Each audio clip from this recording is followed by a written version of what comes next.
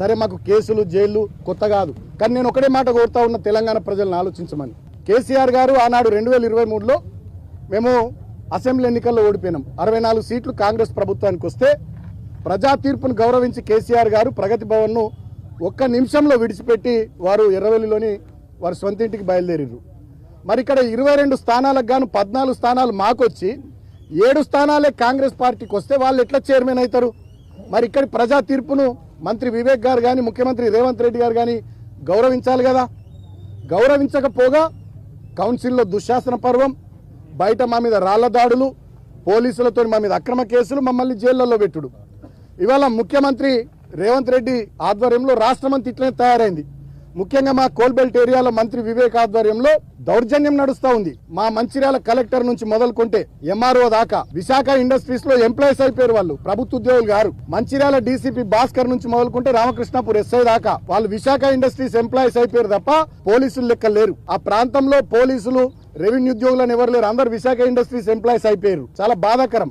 ఇంకొకటి ఏంటంటే అన్నిటికన్నా దుర్మార్గమైనది, సరే రాజకీయాల్లో గెలుస్తాం ఓడిపోతాం, గెలుపును కానీ ఓటమిని కానీ హుందాగా స్వీకరించేటటువంటి సంస్కారం, ఆ ధైర్యం ఉండాలి, ఆ దమ్ము ఉండాలి. వివేక్ గారు చెన్నూరులో 18 స్థానాలకు గాను వాళ్ళు 11 గెలిచారు కాంగ్రెస్ పార్టీ, మేము 4 గెలిచినాం. నేను స్టేట్మెంట్ ఇచ్చిన, చెన్నూరు ప్రజలు ఇచ్చినటువంటి ప్రజా తీర్పును గౌరవిస్తున్నాను నేను స్టేట్మెంట్ ఇచ్చిన. మరి కేతన్పల్లిలో మీరు ఎందుకు గౌరవించారు ప్రజా తీర్పును? గౌరవించకపోగా మీరు చేస్తున్నది ఏంది? ఒక వికృత రాజకీయ దుర్మార్గపు క్రీడకు మీరు తెరలేపిర్రు. అసలు ఎన్నడన్నా కోల్బెల్ట్ ఏరియాలో ఈ రకమైనటువంటి కక్ష సాధింపులు ఉన్నాయా? 10 ఏళ్ళు మేము ఉన్నాం. నేను ఎంపీగా ఉన్నా, ఎమ్మెల్యేగా ప్రభుత్వ విప్పుగా నేనున్నా. ఎవరినైనా జైలుకు పంపించినా, అక్రమ కేసులు పెట్టించినా ఎటు తీసుకుపోతున్నారు మీరు ఆ ప్రాంతాన్ని? మీరేం చెప్పి అడిగిర్రు? 45,000 ఉద్యోగాలు ఇస్తామన్నారు, ఫ్యాక్టరీ పెడతామన్నారు. మీ కాంగ్రెస్ ఏమో 6 గ్యారంటీలు 420 హామీలు అన్నది. ఇచ్చిన మాటలు పక్కకు పెట్టి ఒక్క మున్సిపాలిటీ కోసం ఇవాళ ఆ ప్రాంతాన్ని రణరంగం చేసి రావణ కాష్టం చేస్తూ ఉన్నాడు మంత్రి వివేక్ గారు.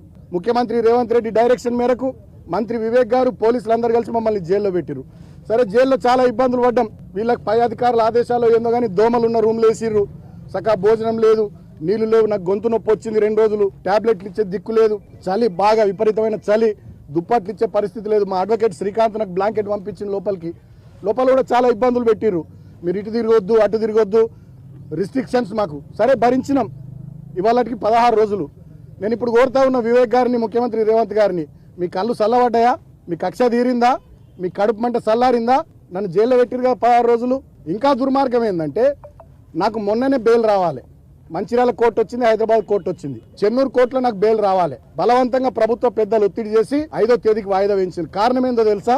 నిన్న హోలీ, ఇవాళ నా చిన్న కొడుకు పుట్టినరోజు. ఈ 2 సందర్భాలలో నేను నా ఇంటికాడ నా కుటుంబం